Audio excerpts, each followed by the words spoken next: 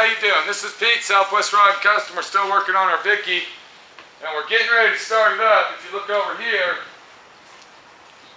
okay, if you look right here, you'll see that all the AC lines are hooked up.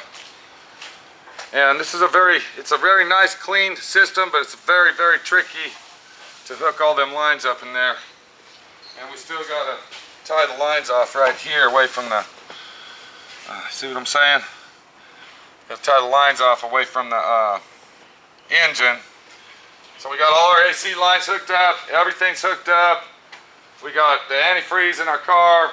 We got oil in it. Now, the last thing and final thing, we got our rear end full of grease. The last and final thing that we gotta do is install our drive shaft.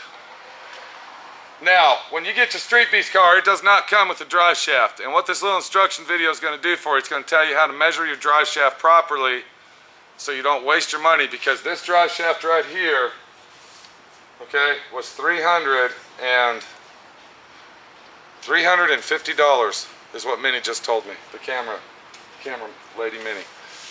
$350 for that. Those things have went up since last year, $125 in price. If you mess that drive shaft up and don't measure it properly, that's a lot of money wasted. Now, the first thing that you need to understand, that you need to know before you measure your drive shaft out, is what type of transmission you got.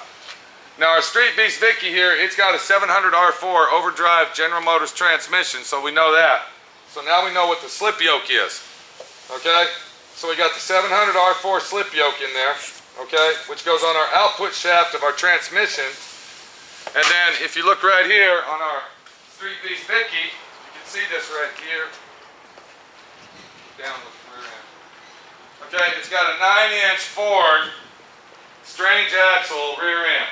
So, now we know what type of rear end we got, but there's 4 different types of 9-inch Ford rear end yokes that are used on the rear axle. So you got to determine which one you have, and when you order that the drive shaft, make sure you get the right one for the U-joint cups to fit in. Now, the proper way to measure this, okay, there's our drive shaft. We're going to install it in our Vicky, okay, and that's going to be a very nice drive shaft.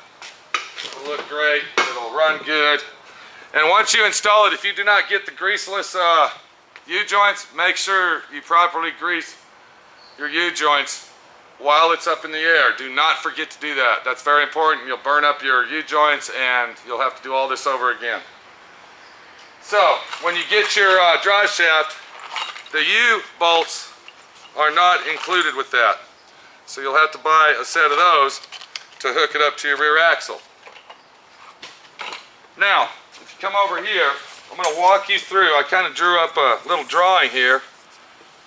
Get the camera where it's just right here. See? No, you can't do it like, okay, yeah.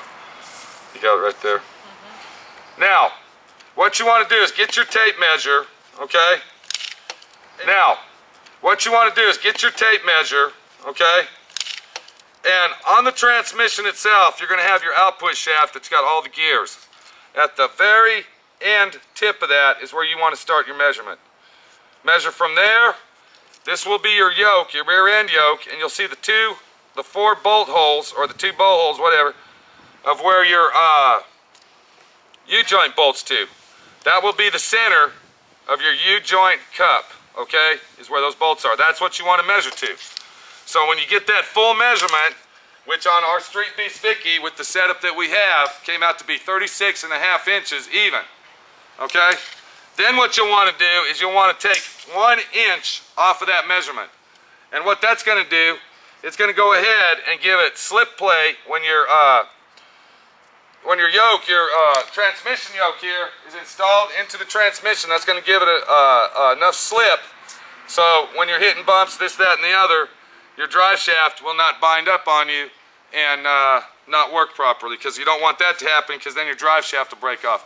Make sure that you do install your drive shaft loop, which is included in your Street Beast kit. Do not forget to install that.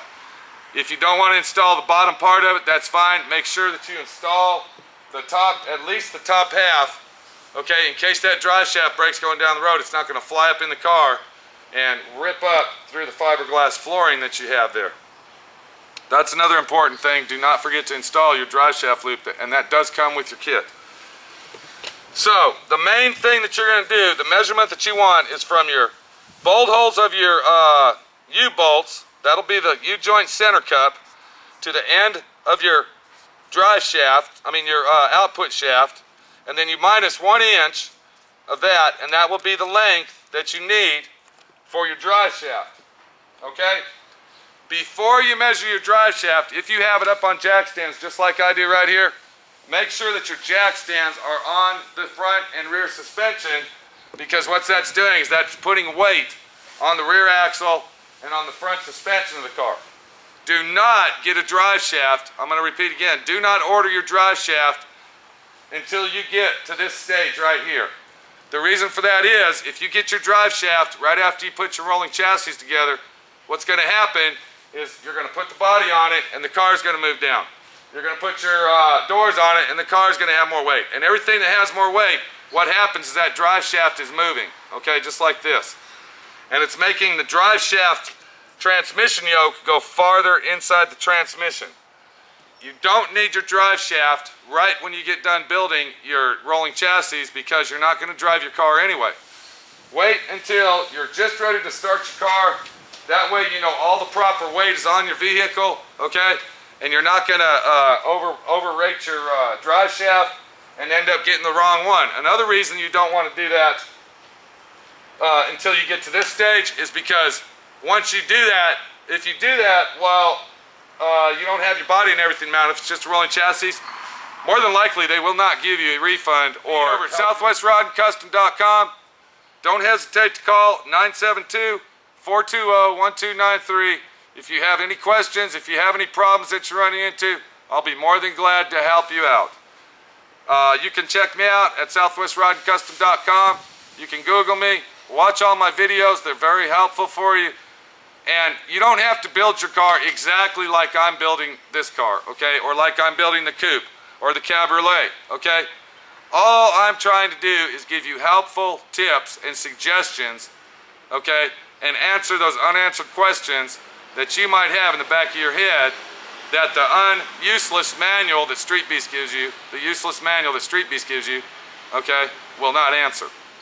So, I hope you all enjoy what you're doing. I hope that I'm helping you out once again.